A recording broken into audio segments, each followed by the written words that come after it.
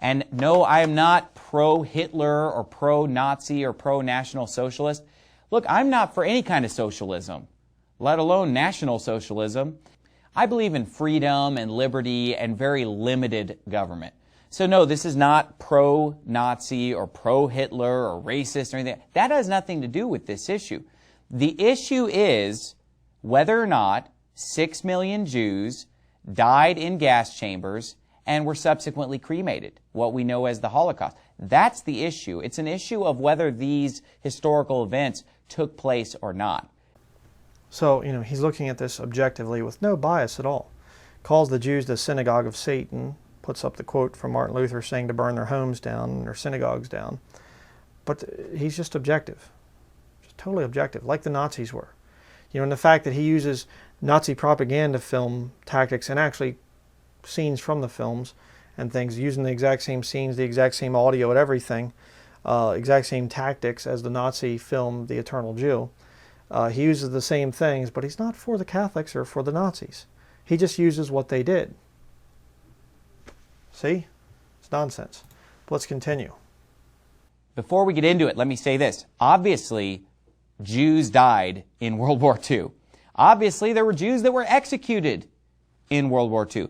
Obviously, Hitler hated Jews. I'm not disputing that fact for 1 second, that Hitler and the Nazis hated Jews, or that the Jews were rounded up and put into forced labor camps, and that they were put on trains and taken to camps where they were forced to work, etc. Lots of people died in World War II. Okay, now remember that for later, because you're going to see he comes out later and basically says that the whole thing of Jews being executed is a lie. He's a liar. But let's continue watching.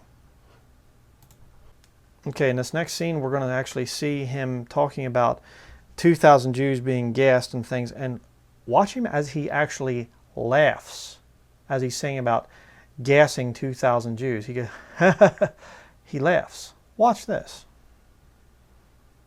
So why would you make a gas chamber that holds 2,000 people, gas 2,000 people at once?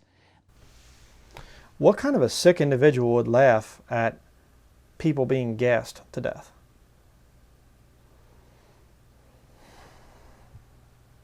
Pretty disgusting. But let's continue. And the supposed eyewitnesses, of which there are very few, the eyewitnesses will say, oh yeah, we threw 3 or 4 bodies into the oven at one time, and it was done in 20 minutes. No, that's not reality, folks. So it's not reality to go with eyewitness reports.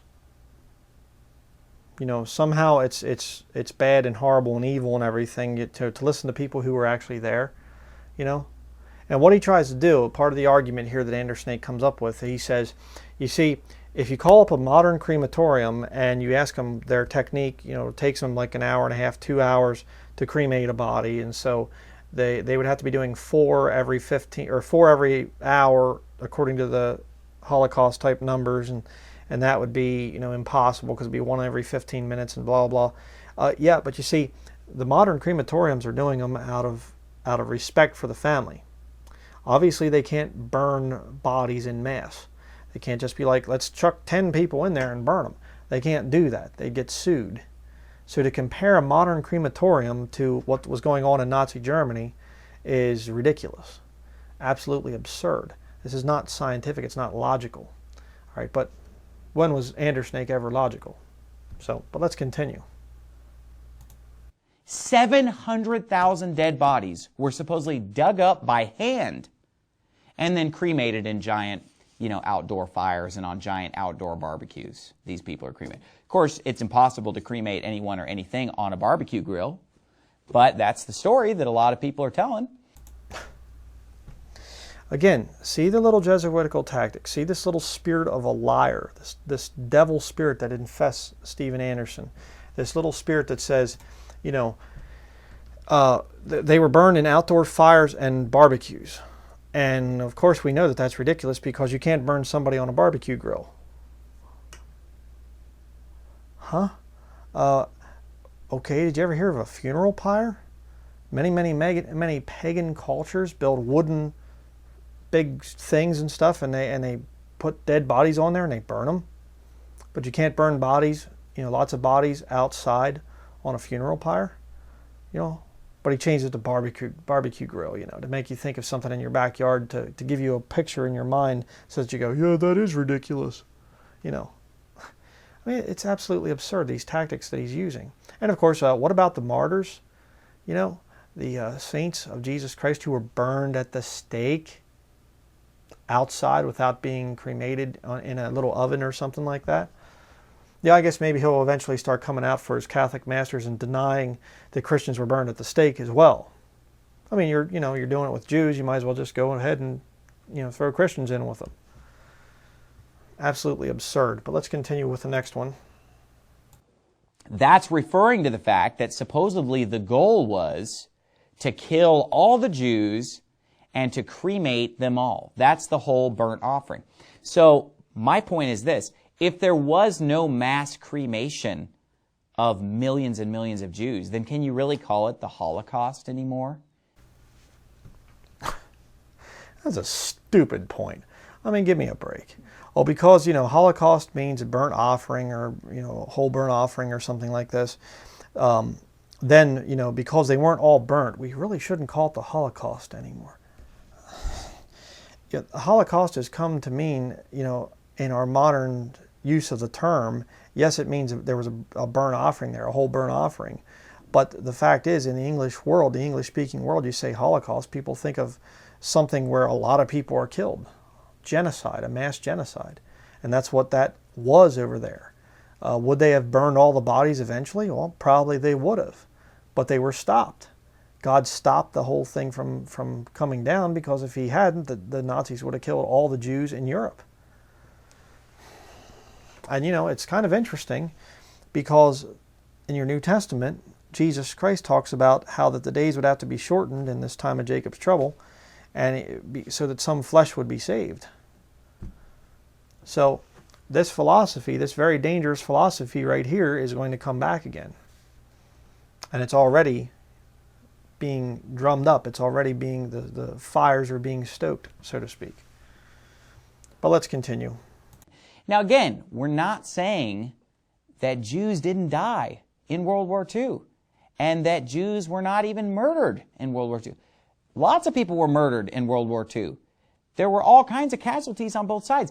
And the thing about it is that just because people were rounded up and put in forced labor camps, that does not mean that they were systematically exterminated and cremated to the tune of 6 million. So, see, he starts out by saying, oh, there were Jews, and he's like, oh, there were Jews that were killed, but it can't be 6 million, it's not there, and things, sure. And he actually comes out here in a little bit. I'm not sure which clip it is. I have the thing cut up because, let me just explain, because I get this a lot. People say, you're not playing the whole thing.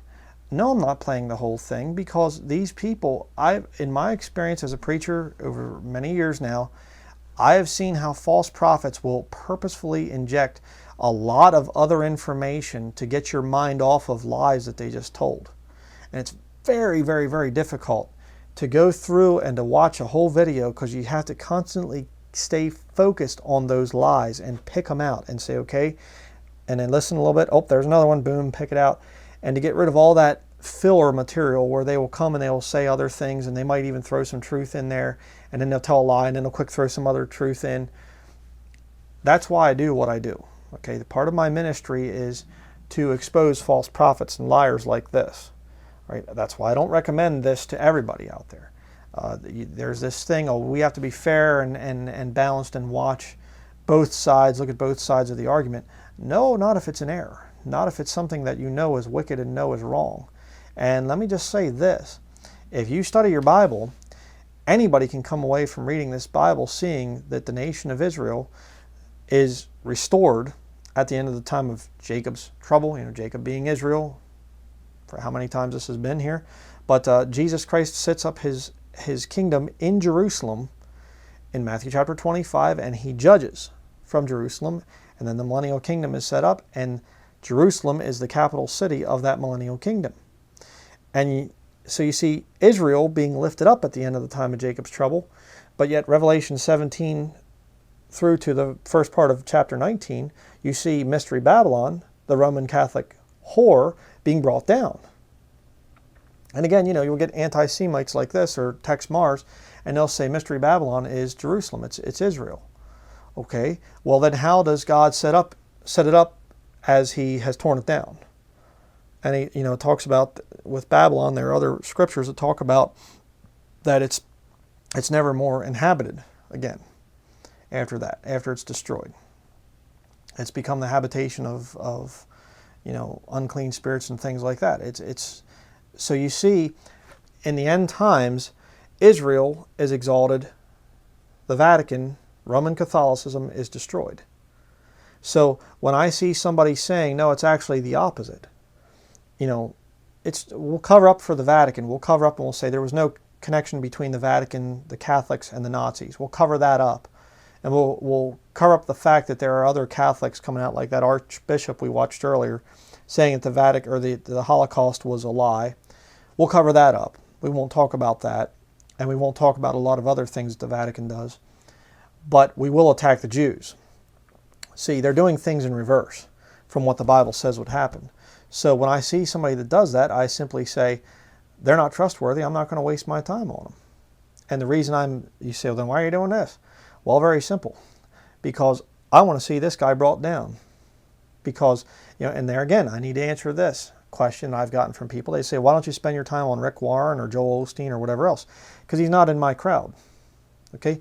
This little lying devil here, he's a wolf in sheep's clothing. A wolf in Bible-believing clothing. He's supposedly a King James Bible-believing preacher.